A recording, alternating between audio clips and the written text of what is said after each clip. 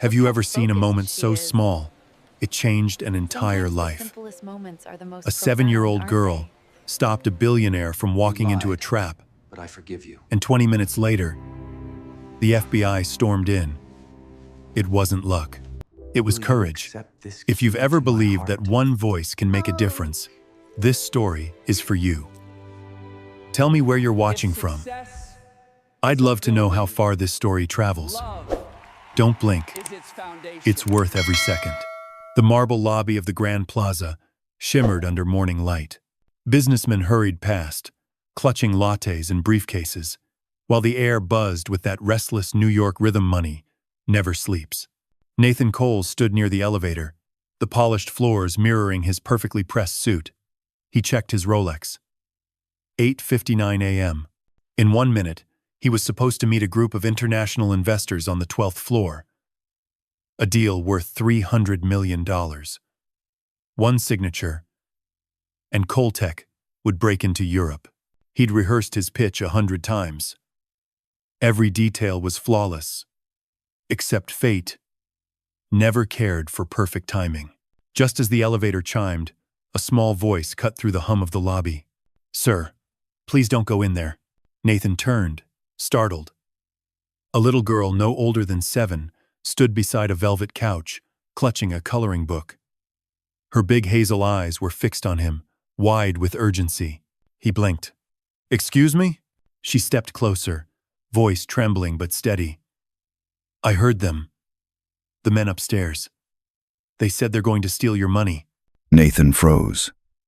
Around them, the city's noise dulled, replaced by the soft echo of his heartbeat. What men? "The one speaking Russian," she whispered. "They said the meeting's a trap." For a moment, he almost smiled. It sounded absurd. Russian? A trap? What would a child know about corporate crime? Yet, something in her voice, pure, desperate, sincere, rooted him to the floor. Before he could ask more, a woman rushed out from the reception desk. "Sophia!" Her tone carried both relief and embarrassment. "Sweetheart, what are you doing?" The girl turned, looking guilty. "Mom, I told him. About the men." The woman's face flushed as she approached Nathan. "I'm so sorry, sir. My daughter has a vivid imagination." Nathan managed a polite smile. "It's all right." But Sophia shook her head fiercely. "No. Mom, it's real. I heard them say his name, Mr. Cole." That stopped him cold. He glanced at the elevator, its chrome doors gleaming, waiting. Logic told him this was ridiculous, but instinct whispered otherwise. He reached into his pocket, pulled out his phone, and texted his assistant. "Cancel the meeting. Don't sign anything." Minutes later, chaos shattered the calm. Sirens wailed outside. Armed agents flooded the lobby. "FBI! Step back!" one shouted. Nathan stood motionless as the team stormed the 12th floor. Gasps spread through the crowd as 2 men in suits were dragged out in handcuffs. Foreign investors, faces pale as paper. "Coltech, right?" one agent asked Nathan quietly. "You were their next target. Identity fraud, international laundering. You got lucky." He looked over at Sophia. The little girl sat in her mother's arms, calm now, drawing flowers on her coloring page. "Lucky?" No, this wasn't luck. It was a warning that came from innocence, from a child's courage. Rachel Carter, the mother, met his eyes. "I don't know what she heard, but I'm glad you listened." Nathan nodded slowly. "Me too." When the crowd thinned, he lingered in the lobby. His life had been saved by a stranger's daughter, someone who shouldn't have even known his name. The weight of that truth settled on him like an invisible hand pressing against his chest. Outside, the city roared back to life. Cameras flashed. Reporters shouted. But Nathan barely heard them. His gaze returned to the little girl with the coloring book, whose tiny voice had just rewritten his future. As he stepped toward the exit, He caught a fragment of her conversation with her mother. "Mom," Sophia whispered. "Did I do something wrong?" Rachel kissed her forehead. "No, honey. You did something very right." Nathan paused mid-stride. He turned once more toward the mother and daughter, sitting under the chandelier light. Two ordinary lives that had just collided with his, in a way he couldn't yet explain. Something about that child wouldn't leave him. The look in her eyes. The certainty in her words. He walked out into the Manhattan sunlight, but his mind stayed behind. The lobby felt different now. The same marble floors, the same soft piano music, yet beneath the surface, a hum of something human, something he hadn't felt in years. Gratitude, curiosity, maybe guilt for almost ignoring that warning. He spotted her near the reception desk. Rachel Carter, the woman from that morning arranging chairs and floral centerpieces for an upcoming event. Her brown hair was tied neatly back, her blazer slightly wrinkled from long hours. She moved with quiet precision, like someone used to holding everything together on her own. Nathan approached slowly. "Miss Carter?" Rachel turned, startled, nearly dropping the vase she held. "Oh, Mr. Cole." She straightened, professional smile ready. "I hope everything was resolved with the FBI." "It was," Nathan said, his tone softer than expected. "They caught everyone. Thanks to your daughter." Rachel's eyes softened. "She still thinks she's in trouble for talking to you." "She shouldn't," Nathan replied. "She saved my life. Both of you did." A silence stretched between them, polite, but not empty. Nathan hesitated, then said, "Would you let me take you both to dinner? Just to say thank you properly." Rachel hesitated. Her instinct screamed, "No." Wealthy men, with suits and good manners, often came, with debts she couldn't afford. But something in his eyes, weary yet genuine, disarmed her. "All right," she said quietly. "One dinner." That evening, they met at a small cafe on Madison Avenue. Not a five-star restaurant. Nathan wanted somewhere warm, human. The place smelled of roasted coffee and rain-soaked streets. Because deep down, Nathan Cole knew one thing for sure. This was not the last time he'd see that little girl. 2 days later, Nathan Cole walked back through the same glass doors of the Grand Plaza Hotel. But this time, not as the CEO chasing a deal.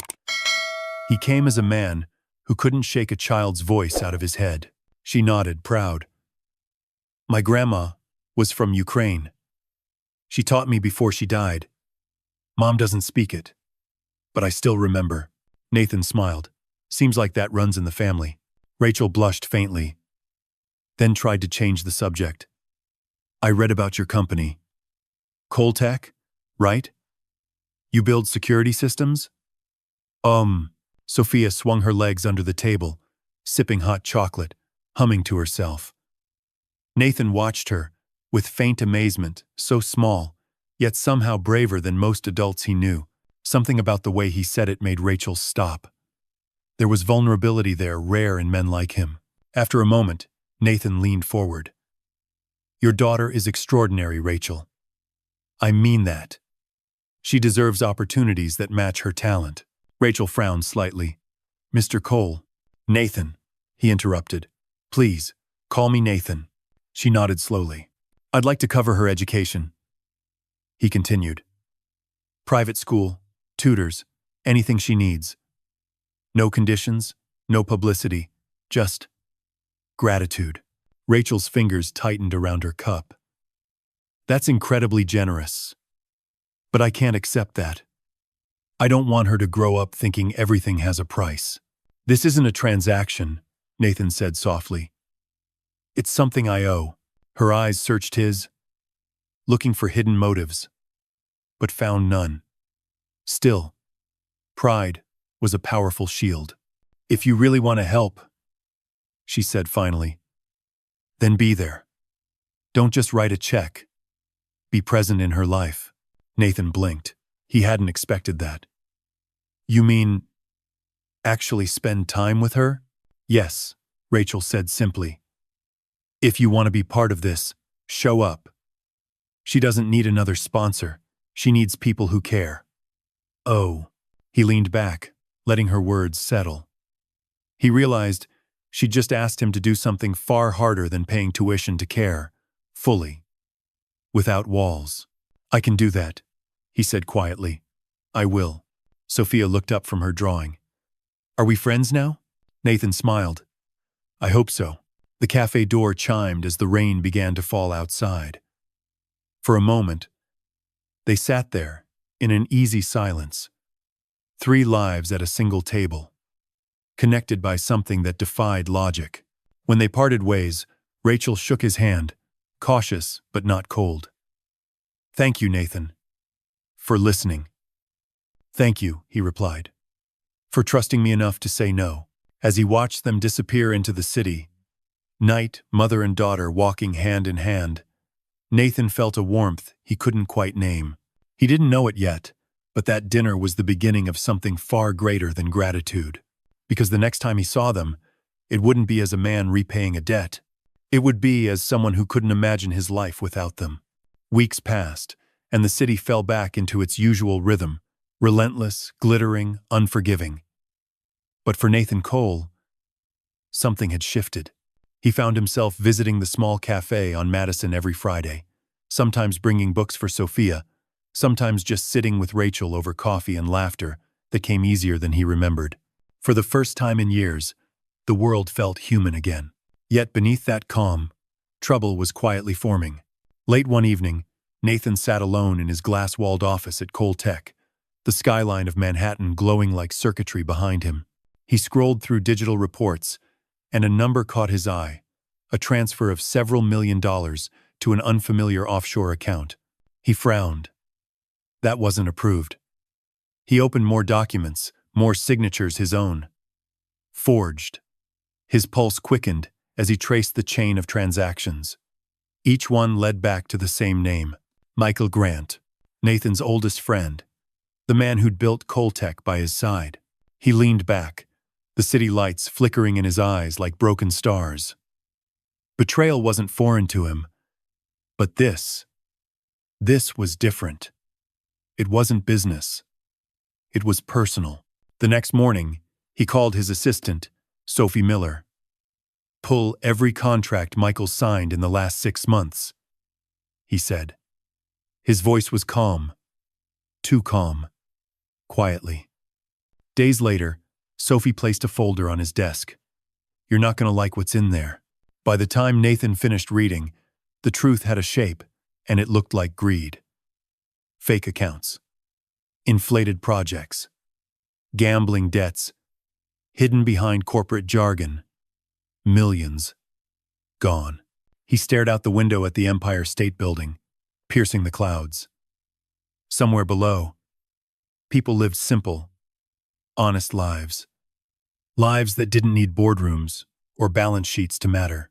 That night, he told Rachel everything. They sat in her small Brooklyn apartment, Sophia asleep in the next room. The faint sound of city traffic whispering through the window. I trusted him, Nathan said quietly. He was like a brother to me. Rachel's hand rested on his. And now, I could ruin him with a single call, press charges, take everything back. She looked at him for a long moment. Maybe you should ask yourself what it would cost you to do that. He met her eyes. What do you mean? Sometimes justice isn't about punishment, she said softly. Sometimes it's about letting go before anger owns you. Her words hit deeper than he expected. For years, Nathan had measured strength by control, by dominance, by never losing. But sitting there surrounded by mismatched furniture, a flickering lamp, and the steady warmth of Rachel's gaze, he realized strength might be something else entirely. The next day, Nathan walked into Michael's office without a word. He placed the forged documents on the desk. Michael's face went pale. Nathan, I can explain. Don't. Nathan interrupted. You lied. You stole. But I'm giving you one chance. Repay what you took. Walk away quietly. And this ends here. Michael looked stunned. You're not pressing charges? No, Nathan said. I'm not giving you the power to make me bitter. As Nathan turned to leave, Michael's voice broke. You're a better man than I am. Nathan paused. I wasn't. But someone's teaching me how to be. That night, when he returned to Rachel's apartment, Sophia ran up to him holding a math workbook. Look, Mr. Nathan, I got an A. He smiled, kneeling to her height. I knew you would. Rachel watched from the doorway, her heart tightening at the sight this man who once lived for numbers now finding peace in something far simpler. Outside, rain began to fall, tracing soft lines down the window glass. Nathan didn't know it yet, but forgiveness would be the very thing that tested him again, and this time, it wouldn't just be about money. It would be about love. June arrived with a soft, golden light spilling over Manhattan, the kind of evening that made the city feel alive and endless.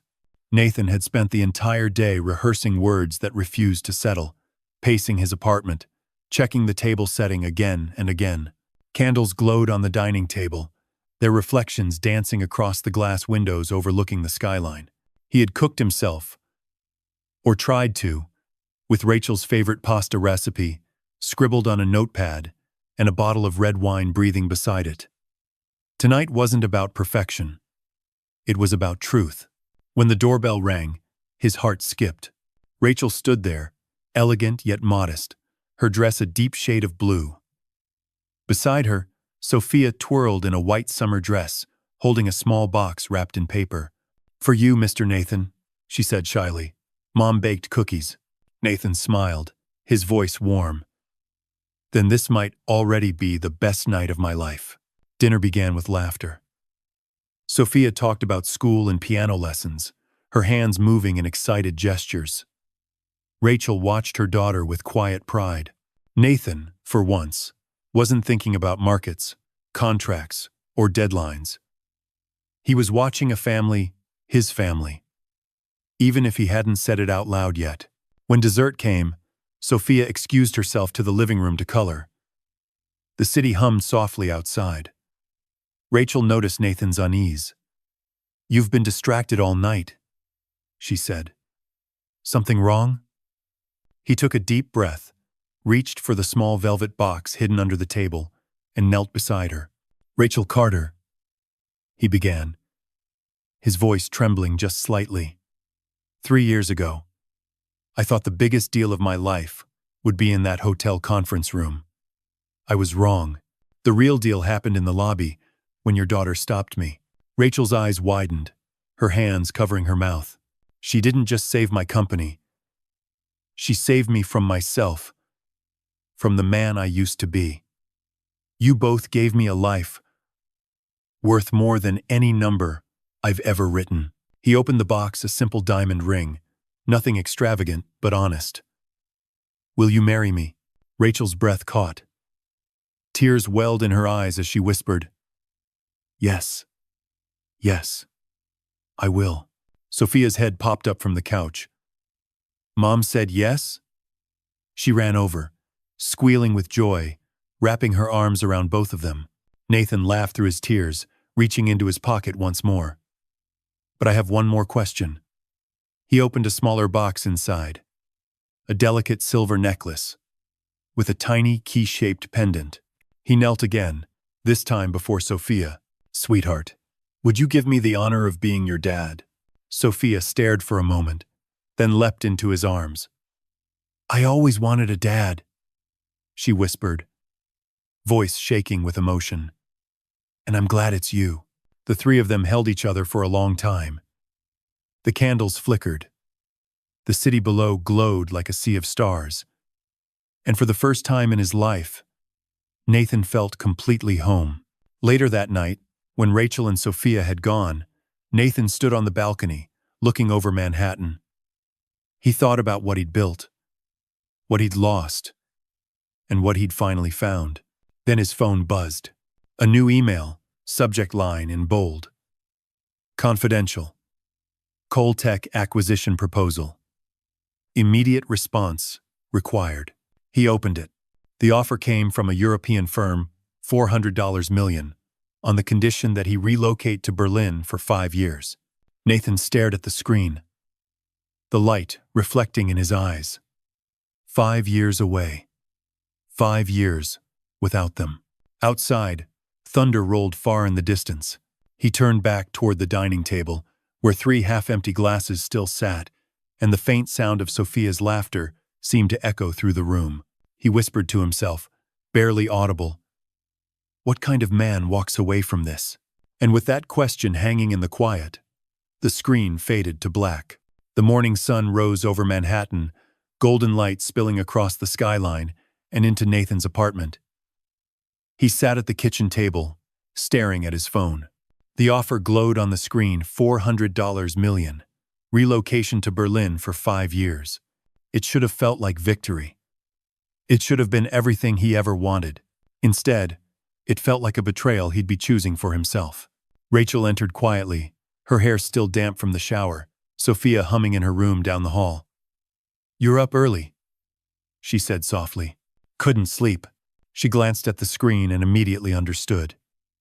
"It's the offer, isn't it?" Nathan nodded, his jaw tight. "It's everything I've worked for. Expansion. Recognition. They want me to oversee the European branch personally. 5 years." Rachel folded her arms. 5 years, she repeated. "That's a long time to disappear, Nathan." He sighed, rubbing his temples. "It's not that simple. People depend on me. The company's future, the company will survive," she interrupted gently. "But will you?" He looked up at her, caught off guard by the tenderness in her tone. She sat across from him, her eyes calm but steady. "You've spent your life chasing numbers, Nathan. But lately, you've been chasing moments. Dinners, laughter, a child's smile. Which one really made you feel alive?" Her words landed hard. All day, Nathan tried to bury himself in routine meetings, calls, endless paperwork, but nothing silenced the voice in his head. The same question replayed over and over. What's the price of success if you lose the years that matter most? That evening, as the city dimmed into twilight, he stood on his balcony. The air was warm, carrying the faint hum of traffic and music from the streets below. He pulled out his phone again, scrolling through photos, Sophia holding her piano trophy, Rachel laughing at the cafe, the 3 of them standing under the Christmas lights in Central Park. Each image whispered the same answer. Behind him, Rachel appeared in the doorway, holding 2 cups of coffee. "You're quiet tonight," she said. "I'm trying to make the biggest decision of my life," he admitted. "And I can't stop thinking about the smallest things like Sophia's laugh, or how you always hum when you cook." She smiled faintly. "Those aren't small things, Nathan. They're the reason you're human." He took the cup, his fingers brushing hers. "If I go," he said, voice low, "she'll be 12 when I get back. I'll miss her growing up. I'll miss us." Rachel's expression softened. Then maybe the real deal isn't in Berlin. The city lights shimmered below, as if listening. Nathan stared into the skyline, all those towers he'd built, the empire he once thought defined him. But for the first time, he realized that none of it mattered if he came home to an empty apartment. He opened his laptop, drafted a short email, and read it aloud under his breath. "Thank you for the offer. I respectfully decline. My place is here with the people who make life worth living." His finger hovered over the send button. He thought of the years he'd fought to climb higher, the sacrifices, the loneliness, and then he thought of Sophia's little hands clapping at her recital, and Rachel's eyes when she said yes. Click. Sent. Nathan leaned back, exhaling as if shedding a lifetime's weight. The screen dimmed, and for the first time in years, he smiled without effort. Behind him, Rachel wrapped her arms around his shoulders. "Did you just turn down $400 million? She teased. He chuckled softly. "Yeah, I guess I did. And how do you feel?" He turned, kissed her hand gently. Rich. Outside, the city pulsed with life, unaware of the quiet victory unfolding high above it. Nathan watched the lights flicker and whispered to himself, "This is my empire now." But even as peace settled in, A shadow loomed on the horizon, the kind of storm that follows when the world refuses to let go of its golden boy. Within a week, the headlines hit every financial paper in America. Billionaire CEO rejects $400 million deal. Has Nathan Cole lost his mind? Television pundits debated him like he was a political scandal. Investors panicked. Coltech's stock price slid 10 points overnight. Nathan sat in his office, watching the chaos unfold on the screens, talking heads, flashing tickers, angry shareholders demanding answers. For the first time in years, his name wasn't followed by admiration. It was followed by doubt. Rachel watched him quietly that night, as he sat on the couch staring into nothing. "You did what was right," she said softly. "Maybe," he murmured. "But right doesn't pay salaries or calm a boardroom." Sophia peeked from the hallway, holding her stuffed penguin. "Daddy, are they mad at you?" He smiled faintly, patting the seat beside him. "A little, sweetheart. But sometimes people get mad when they don't understand your heart." She leaned on his shoulder. "As long as you're not mad, it's okay." That small voice steadied him more than any board meeting ever could. 2 days later, the company summoned him to a crisis meeting. The boardroom was colder than usual: suits, spreadsheets, and silent judgment. Michael Grant sat at the end of the table, older, humbler, wearing the guilt of the past like a shadow. The chairman's voice was sharp. "Nathan, we can't survive this storm with indecision. You've become emotional. Investors need a leader, not a philosopher." Nathan met his gaze calmly. "Maybe what we need is a little more humanity in business." A murmur swept the room. Someone scoffed. Another adjusted his tie. Uncomfortable. Then Michael spoke, surprising everyone. "He's right." All eyes turned to him. Michael continued, his tone steady. "Nathan gave me a second chance when he should have destroyed me. He taught me what leadership really is. If anyone deserves to run this company, it's him. But if he says the company needs heart, I'm listening." Silence. Then a single nod. Another. The tension began to thaw. Nathan looked at Michael, a quiet acknowledgement passing between them.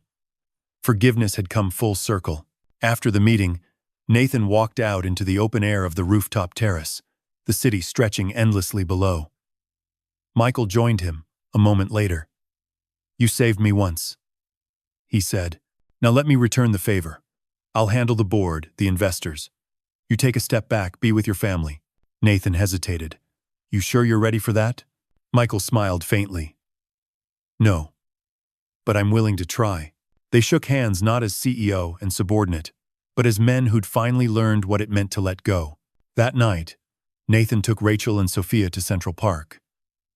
The air was crisp, filled with laughter and the faint sound of a street saxophone. Sophia skipped ahead, chasing the fireflies that danced above the grass. Rachel slipped her hand into Nathan's. "You did it," she whispered.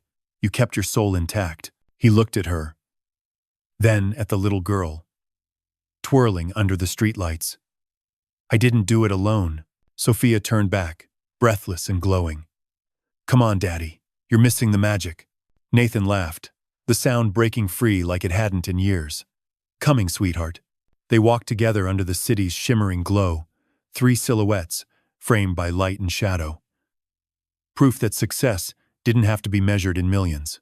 As they reached the park's edge, Rachel asked softly, "Do you ever wish you'd taken the deal?"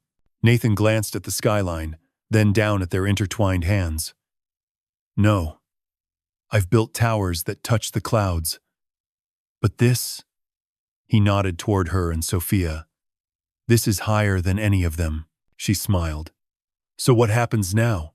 He exhaled, his gaze drifting upward as a plane crossed the night sky. "Now," he said quietly, "now, I learn what it means to live."